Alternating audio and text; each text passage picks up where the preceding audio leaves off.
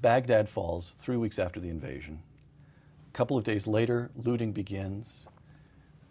Looting didn't begin a couple of days later. As soon as any portion of the country was defeated, looting began. Looting began sooner. You're changing. Looting in Baghdad, excuse me. Okay, looting in Baghdad. But you're going from one regime to another regime. Right. And there's a period of disorder. If you go to World War II and look at what happened in Germany, it was savagery, the looting and disorder that took place. Can you, as a layman, what's a kind of concise summary of what went wrong from the fall of Baghdad until the surge in 2007? Mm-hmm. Can you summarize? What would a student, say a college student? Well, if you read the book, a student would read the book, and you would see on the book and on the website all kinds of discussion of just that.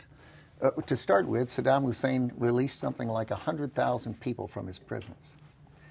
Second, the Sunnis that were going to lose control of the country to the Shia in terms of majority, immediately began trying to form a party of return to take back the government. Saddam Hussein called for jihad and brought in a bunch of jihadists through Syria, through Iran, through North Africa and other countries, neighboring countries.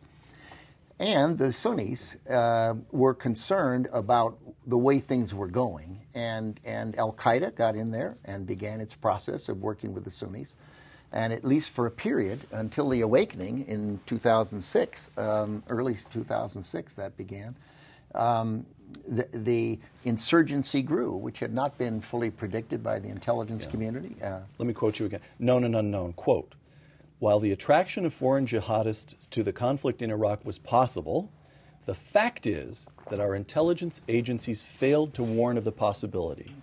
We would discover more gaps in intelligence. It turned out the Iraqi infrastructure was not in serviceable condition. It turned out that the Iraqi army did not remain in whole units capable of being used for reconstruction. It turned out that the Iraqi police was not a trustworthy professional force," close quote. WMDs, this litany, here's where, are these kinds of intelligence failures to be expected because intelligence is a very hard, uncertain business? Or was this a failure that within your wide range of experience in the federal government lay outside the norm? How do you assess this? Well, I've been around this business of national security things for quite a while, and I do discuss it in the book. First of all, it's a very tough job, intelligence gathering. Second, you're dealing with closed societies. And third, things change. And some are not knowable. You just don't know them. Now, we probably could have had a better read on the infrastructure than we did. I mean, that's something that Saddam Hussein had been denying the infrastructure, and it was much more fragile, their electric grid and things like that. Maybe that might have been knowable. How the insurgency would evolve, I don't think was knowable. And George Tenet talks about this in his book, and said if they'd thought that was a big problem, they would have put it in the executive summary, and they didn't. And now, but I've seen intelligence shortfalls like that throughout my career over decades. Why? Because it's tough. It's tough work. It isn't. You can't expect that you're going to have perfect information, and which is, I suppose, why Eisenhower said the plan is nothing, planning is everything. And you know that you have to plan, and it can be very valuable planning. But when you make first contact with the enemy, the plan goes out, and you begin to adapt and adjust to the things that the enemy has a brain, and he starts doing things differently.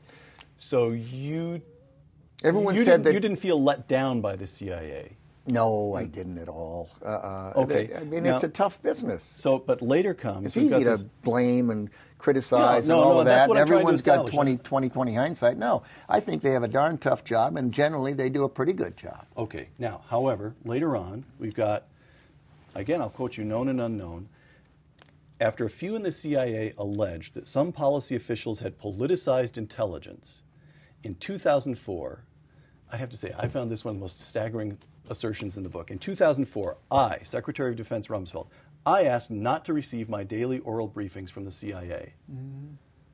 The Central Intelligence Agency had become so unreliable as a political matter that the Secretary of Defense of the United States said, "Keep them away from me."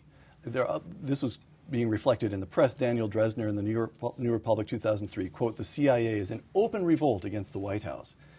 First of all, in answer to your suggestion there, studies have been made, and there is absolutely no truth to the.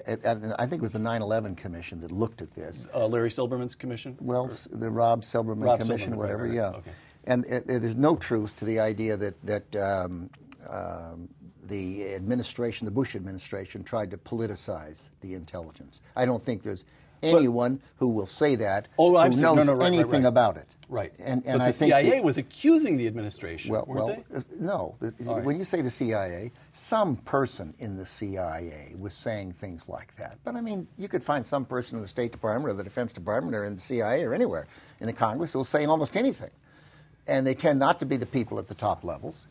But the short answer is that the independent commission found that was not the case. Now, just to correct the record, I had a terrific CIA briefer, and it went on fine. And then they changed that person to another person, and I had nothing against that person. But I started reading in the paper that somebody in the CIA was leaking to the press either the questions that were being asked by Bush administration officials, not me as it turned out, but others, the questions they were asking or the questions they were not asking. And I said to myself, gee, I'm not sure that's a good idea for them to be doing that. Therefore, I think what I'll do is I'll read the CIA materials every day and not have a briefer. If they're going to go back and report who's asking what, and then they're going to leak it to the press. I don't want anything to do with it. Well, I think maybe I'll just read the materials and have someone on my staff ask the questions that there are questions I think they ought to ask. Okay. Weapons of mass destruction. The notion that the Bush administration politicized intelligence, nonsense. No evidence whatsoever. Absolutely false. No one has a shred of evidence to suggest that that's the case. Larry Silberman has said, in fact, I interviewed Larry Silberman, Judge Silberman, who was a Silberman of the Silberman-Robb Commission, and he said that is a slander. All right. Karl Rove, in his memoir, says that perhaps his bitterest regret is failing to go on the offensive against the charge that they had politicized the intelligence. This whole notion, Bush lied, people died, that he lied us into the war, and Karl Rove says that over in the White House they made the decision they weren't going to go into it, it would look defensive. Karl Rove is exactly right. Well, that's the question. Was this a terrible mistake? It was. It was. It was a mistake on everyone's part, and it's a shame. So the President of the United States, in retrospect, the President of the United States needed to carry the American people with him through those charges. All right.